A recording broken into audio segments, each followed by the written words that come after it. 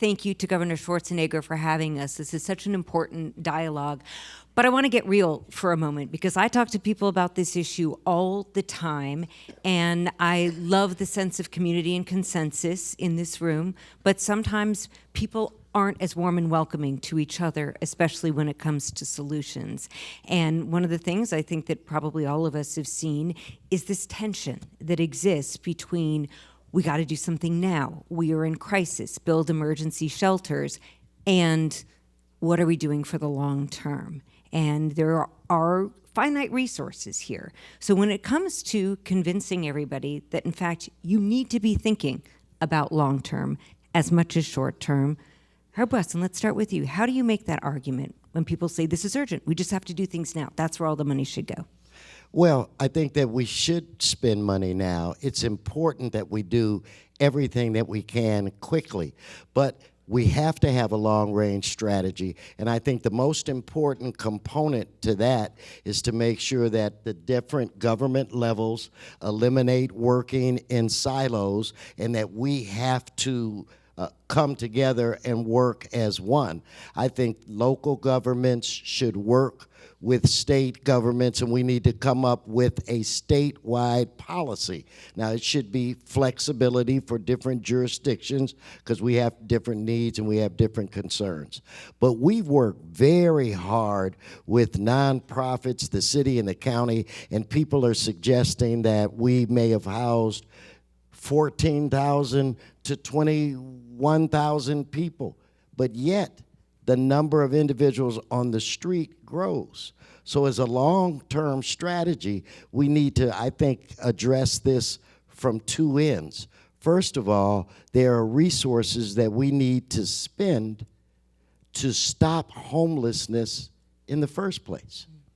It is, from a cost perspective, cheaper to have grants, low-interest loans, no-interest loans, with a level of counseling that can stabilize people and keep them in their home so that we can reduce those numbers.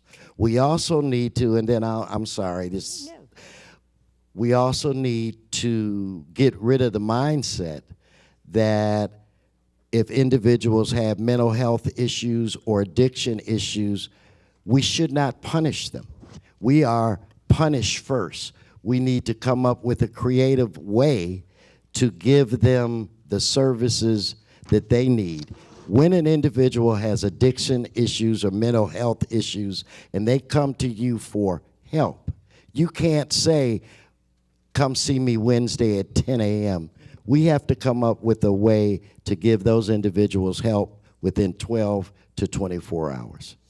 Okay, so back to that notion, and welcome Kevin DeLeon to this stage. So when we're talking about long-term housing and homelessness, I go back to the beginning when Governor Schwarzenegger mentioned installing the millionth panel.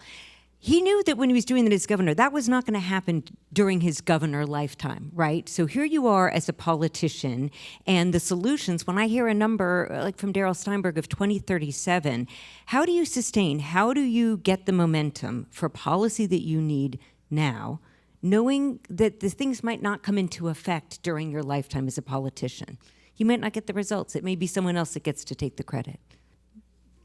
Okay. Assemblymember Santiago, and our panel's short here, so I'm going to point. Because I will answer, I will talk. So I know you will. I know you will, Herb, and I thank you for it, but they're cutting our time shorter. So Assemblymember, let's hear from you. Sure. Well, here's what I'll say, though. When you take a look at the issue of homelessness, and I don't think that folks are trying to get credit. Sometimes we go to the press and we drumbeat because we've got a responsibility to change minds and to revisit policies that were well-intentioned decades ago. It served a purpose decade ago, but now they've got to revisit it because they're failing us today. I think that that's the reason we do the drumbeat, and some of it has worked. Unfortunately, we have the worst crisis of homelessness. We know that. However, in crisis, we've got this opportunity to revisit laws. Like, for example, last year, I worked with our colleagues here, the mayor, Councilmember Wesson, and others who were here to streamline, meaning CEQA exempt emergency shelters and permanent supportive housing. I mean, that would not have happened if we were talking about this 10 years ago. And now we're trying to do it for the state, and on top of it, add up affordable housing at 80% AMI, because if you really want to address the issue of homelessness, One of those areas, a big area, is preventing people from landing on the street. And we've got to recognize that there are significant barriers to building affordable housing for homelessness. We've got to recognize that there's got to be a revenue stream that is consistent, because local municipalities, nonprofits, ourselves can't continue to plan year by year, because we're never going to get into those long-term solutions if we're only funding for today. That's why we're going to propose in the next couple of weeks $2 billion from the state as ongoing funding. Now we're gonna go for the sky, and we'll invite you. But we're going to actually make that proposal. It says, hey, we're going to need $2 billion, because we're not going to nickel and dime this, coming back every single year to request this. I think that's one piece of it. So, and we've got to challenge the status quo. And I'll tell you this, and this is from all of us, I think, can have experienced this one time or other in office. Here we are with the worst crisis that we could ever face in California. People literally living on the streets, little kids in the streets. And if somebody tells you that they're not kids on the street, that's just a lie. You know, I would say holy cow manure. You know, people are really actually saying that. But it's true that people are living on the streets. You know, I walk my dog almost every day when I can. You know, you walk around Evergreen Cemetery, you see those vans, you see those you see those vans, those RVs. They're not working. They're usually plugged up to a car. There's little kids in there. And it's disheartening then to go back into a government office, and every interest group comes in. And I'll say this, you know, I'm a victim of this too. You know, I got in the office, and we get in our little corners, and no one wants to give up any piece of their policy area. And it's almost like a stalemate. You want to do something, this group is going to say, no, you can't do this, because this is the way we've done it for 20, 30 years, and this is our holy grail. The next group does the same thing, and then here we are, stuck. So when you're asking me this question, yeah, we've got to challenge the status quo a little bit and move the button a little bit. But that's a good place to talk about the word NIMBY, because it's been brought up plenty of times today. And I just want to caution people that sometimes it's a little bit more nuanced, right? Because I feel like it's easy to say the NIMBY folks are the bad guys, right? And it's more complicated than that. I'm going to take off my journalist hat for a moment. And Kevin, I'm going to put this question to you, because you're running to be on the city council right now. And I know in my neighborhood, there is a proposal right now, it's moving forward, to build 1,000 units, right? There's one road that gets in and out of that. Only 8% of it is affordable housing. And I know people in my neighborhood, Atwater Village, if anyone cares, they're pissed off because they're worried about traffic, they're worried about parking, and it's not that they don't have empathy or compassion for the little kids and the grown-ups and the vets and the women and the victims of sexual assault. They do, but they have genuine concerns. And how do we deal with the opposition or the concern and frustration that may not be the all-out NIMBYism that everybody loves to hate? Let me say this, Alex. You got to have a balanced approach, and I understand and respect and recognize the concerns of constituents for a whole variety of reasons: traffic congestion, increased pollution, and so forth. But let me emphasize and underscore the following. This is a humanitarian crisis unlike anything we have ever seen before in the history of the city. CD 14, and just a few blocks from here in downtown LA, is the epicenter for homelessness, not in Los Angeles, but in the United States of America. This is a humanitarian crisis. It is a dystopian nightmare, because in one of the richest cities, in the wealthiest state, in the wealthiest nation in the world, we have increasingly men and women and children, as Miguel just mentioned a few moments ago, sleeping on our streets. And let me say this. About a couple of months ago, I had some family members who came into LA. We packed in the van, and I took them down to Skid Row. And my family members were saying, no puede ser, increíble, no lo creo. This is like the third world. I had another family member correct the other family member and said, that's an insult to third world nations. And that puts it in context of the travesty that is happening today. And let me say this, with regards to NIMBYism, you have to build, and you have to build more. Put a roof over their heads, period. There's no substitute. There's no cutting corners. There was this collective obsession and fixation among policymakers, among civic leaders, especially at the local level, that with the Boise decision, if we go to the Supreme Court, that the Supreme Court will overturn it and it'll unleash us and then we can get to do what we need to do. And I would say, If in fact you had a U.S. Supreme Court overturn the Boise decision, you still got a problem. Oh, what is that? We have unhoused community that's living in the streets. So you have to build. You have to build on city assets. That decreases a lot of the NIMBYism. The city government, the state government, county government has Caltrans, LADWP. We have so many assets that are underutilized that should be used for housing immediately with this sense of urgency, because quite frankly, it's fragmented, it's disjointed, and we've been burning through a lot of dollars. You cannot have a price per unit at $600,000, which is ludicrous, and that's why progressives across the spectrum to right-wing conservatives are saying, I no longer trust you with the money. I'm not going to vote for this initiative. I'm not going to vote for that initiative, because my faith and confidence in government today is on the floor. And that's why we need to restore that confidence right now in the voters. If I could just, and I'll do it as quickly as I can. You know, I find that individuals' NIMBYism, a lot of that is due to lack of education. And because, or lack of proper information, and because of this coalition of people that we put together, we're beginning to win the battle. We're beginning to take individuals that said, not in my backyard, and once you lay out the facts to them, then you're able to move forward. Lord knows I went through one heck of a situation on Wilshire Boulevard in Koreatown.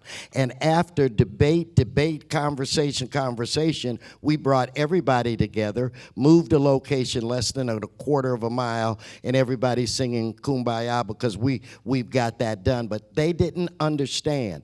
The last thing that Kevin is so right on, in the city of LA, because of a motion that I played a big role in fact, I introduced the motion, every city-owned property has to be developed 100% affordable housing. And I think that sets an example to other cities, that if we can come up with a comprehensive plan where every city, counties, jurisdictions set aside a percentage of publicly owned land, we can build the affordable housing that we need. Alex. I cannot wait to hear, well, I want to get Miguel Santiago back into this, but I cannot wait to hear what my good buddies Liam and Matt, how that might go over with developers to just build nothing but affordable housing. It's No, but it's not that. Well, I said city-owned land. When you are out, you're a for-profit developer, even though they have their challenges as well, they don't have a problem building the market rate housing. They acquire the land, they do their thing. The problem that we're having is coming up with land that can be built affordably. So we partner with developers. It saves money because they don't have to acquire or pay for the land. That's a 7 to 10% reduction in the building of that property. So we had conversations with for-profit entities, and in a lot of ways, once the people in this city begin to see more affordable housing being built, you won't see the level of pushback for market rate housing, because every community needs market rate, different levels of affordable, and permanent supportive housing. I want to move, because our time is limited, to another point of tension, and I hate to point to these areas of tension, but they exist. I think everyone in this room knows they exist, and if we don't deal with them, then I don't think we come up with solutions. We have been hearing about, there was the defeat of SB 50, which we heard about earlier this morning. There was certainly tension, and I know, Miguel Santiago, you're seeing it in Sacramento, with local governments, especially local governments here in Southern California, saying, we know our neighborhoods best. We don't want Sacramento telling us what to do. When it comes to the long-term solutions, how do you get the state of California to be working a little bit more hand in hand and respect the local authorities? Because I know this is a lot of what you've been working on. Yeah. Well, look, I'll say this. I'm not shy about pushing a housing agenda. I want to be specific about a housing agenda that we're pushing, because I believe that we do need market rate housing, but market rate housing is getting built on its own. I mean, you take a look at my district, downtown Los Angeles, it's getting built.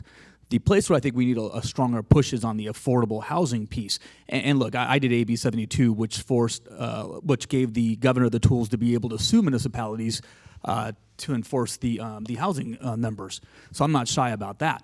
But look, we've toyed around with this conversation in Sacramento way before the defeat of SB 50, so I don't want to make it an and or. But I definitely think that local municipalities have got to be pressed to do the housing that they need, but I also think that there's something to be said about local character. And I'll give you an example.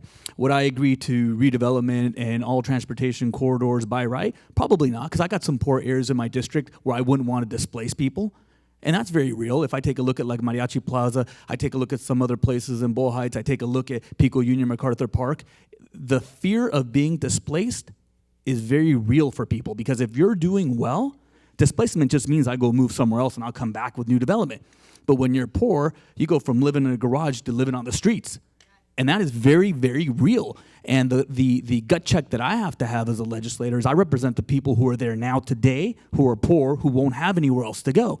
Now, having said that, I say that because I think there could be a common sense approach where you give municipalities the tools for those who want to do the right thing, be it eliminate parking restrictions via council vote, CEQA exemption by council vote, by right by council vote, eliminate the restriction on density bonuses by council vote, linkage fees by council vote, all these things that we've heard up and down the state as it becomes a barrier to the housing that is needed for us, for those who are most vulnerable, give the council the vote to do that. Now, if you give them the tools and they don't do it by 4 years, then there should be the ability for the department, the housing department, to do by right in all the areas that are suitable for development, be it commercial, be it multifamily, or be it industrial.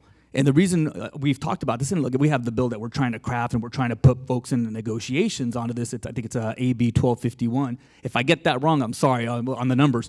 But because we're trying to get people to a place where you want to preserve some local character, and sometimes it's not about NIMBYism. Sometimes it's about protecting people who have nowhere else to go. But at the same time, if you don't do it by a certain time, then we should step in and rezone.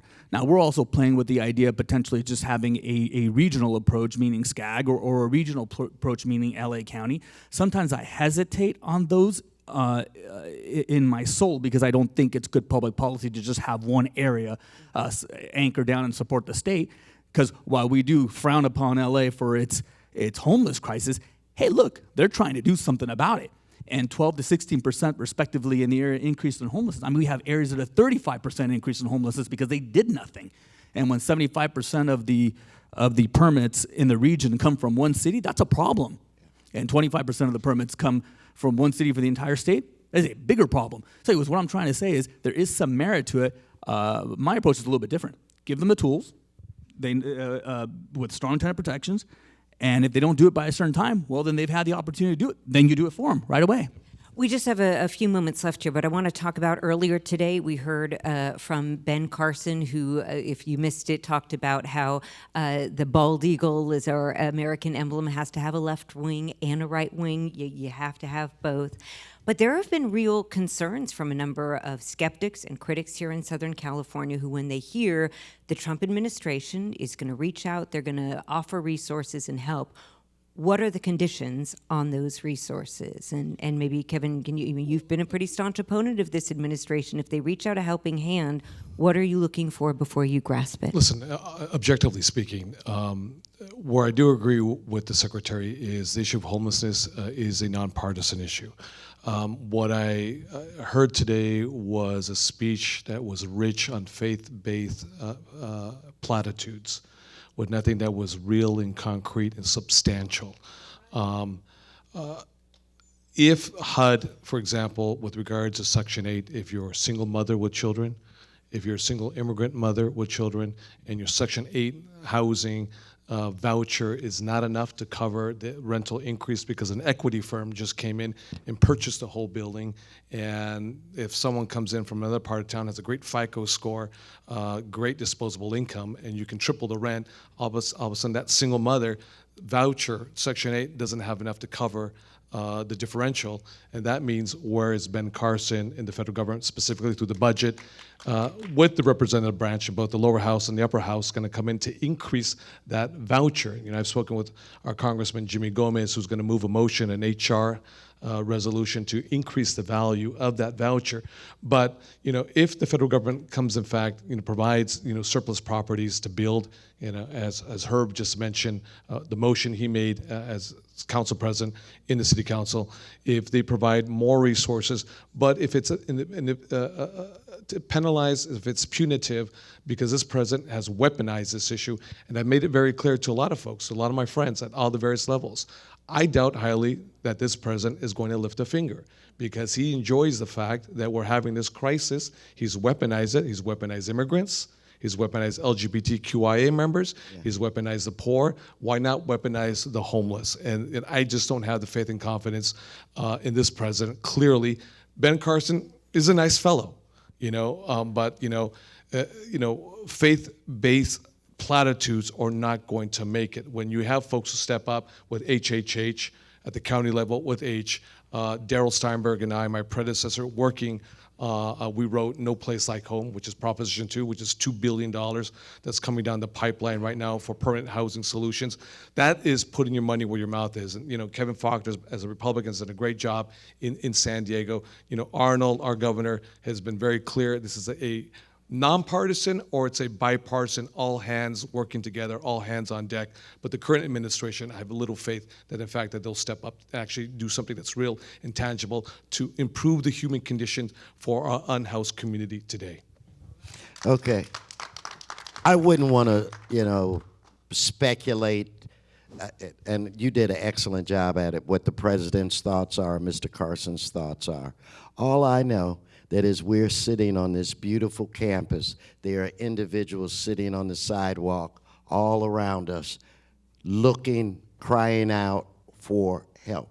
I know what that's like. I have a member of my family, my son, that is doing really well now. He's on his 80th day today of sobriety. We have a responsibility to help them. So I am open to work with this administration. If they're going to give us resources, they're going to give us money. The key would be, what kind of strings do they attach? And if there are strings that we can work within, then we have a responsibility to those folk that are not in this room to take that money and use it to try to change the situation that they're in right now.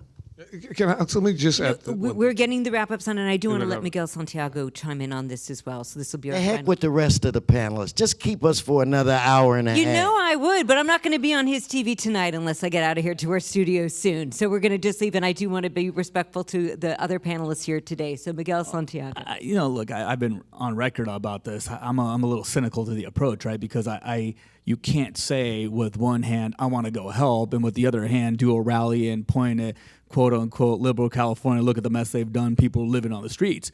And so I often say, look, the proof is in the pudding. If you really want to help, how about restoring some of the cuts that you've already done? Because you couldn't have caused the problem and then turn around and say, California's causing the problems. Look, there's been a decrease in vouchers, there's been a decrease at the federal funding. They're constantly pushing back on California funds. I have a hard time believing that it's a genuine approach. And quite frankly, if it's a genuine approach, I haven't seen it anywhere in a budget. I haven't seen a single proposal. So I'm open to any funds, don't get me wrong. I just have a very hard time believing that it's a genuine approach and not a political ploy. Gentlemen, you're all very busy in this long-term battle. I appreciate your making the time. Thank you for having us. USC. Thank you, everybody. Thank you.